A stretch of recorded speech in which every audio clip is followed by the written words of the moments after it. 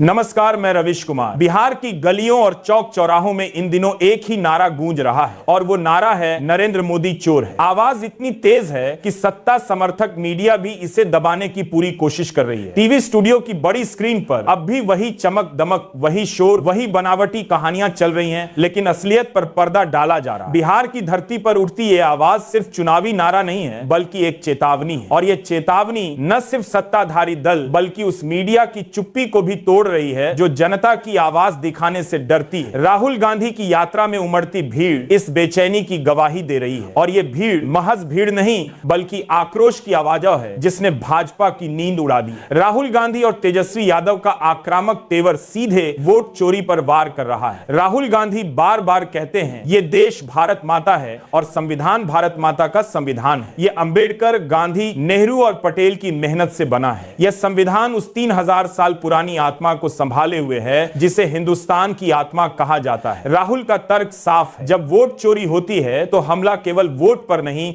बल्कि भारत माता पर होता है। आयोग को भी अब सीधे शब्दों में चेतावनी दी जा रही है, अगर आपने अपना काम नहीं किया तो जवाबदेही तय होगी। यानी अब लहजा बदल चुका है, लोकतंत्र पर हमला करने वालों को बख्शा नहीं जाएगा। यात्रा के पहले ही दिन कांग्रेस, राजद, वीआईपी और माले की साझा ताकत ने पटना से दिल्ली तक सियासी गूंज पैदा कर दी। राहुल तेजस्वी की जोड़ी अब बिहार में मोदी की चमक को खुली चुनौती दे रही है। यह यात्रा सिर्फ राजनीतिक शो नहीं है बल्कि भरोसे की वापसी की मांग है। प्रियंका गांधी ने भी साफ कहा, लोकतंत्र में जनता का सबसे बड़ा अधिकार है वोट का अधिकार। जनता वोट डालकर सरकार चुनती है, यानी मालिक जनता है। लेकिन जब वोट चोरी होता है तो यह मालिकाना हक छीन लिया जाता है। वजह है कि यह वोटर अधिकार यात्रा सिर्फ यात्रा नहीं बल्कि एक लड़ाई बन गई है और यह लड़ाई तब तक चलेगी जब तक वोट चोरी पर पूरी तरह रोक नहीं लगती। राहुल गांधी का अंदाज बिना आडंबर के है, उनमें वह बनावटी चमक नहीं है जो सत्ता के साथ खड़े चेहरों।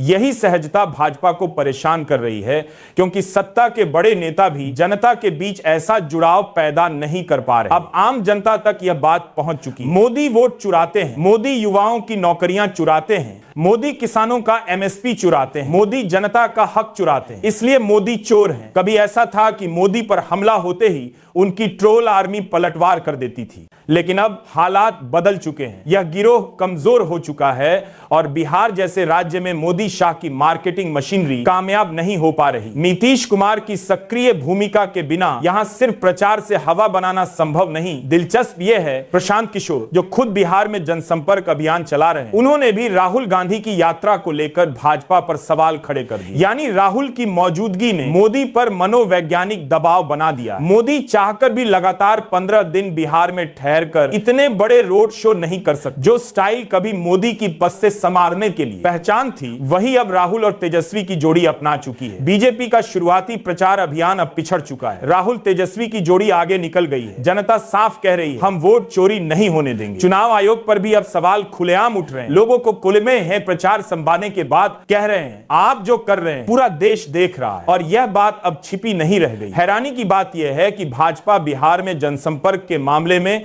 अब तीसरे नंबर पर जा चुकी है। उससे भी आगे निकल चुके हैं प्रशांत किशोर का जन स्वराज अभियान। अगर आपको भी लगता है कि वोट आपका हक है और इसकी रक्षा जरूरी है तो इस आवाज को और मजबूत कीजिए। वीडियो को एक लाइक करके ज्यादा से ज्यादा शेयर कीजिए। धन्यवाद। जय हिंद, वंदे मातरम।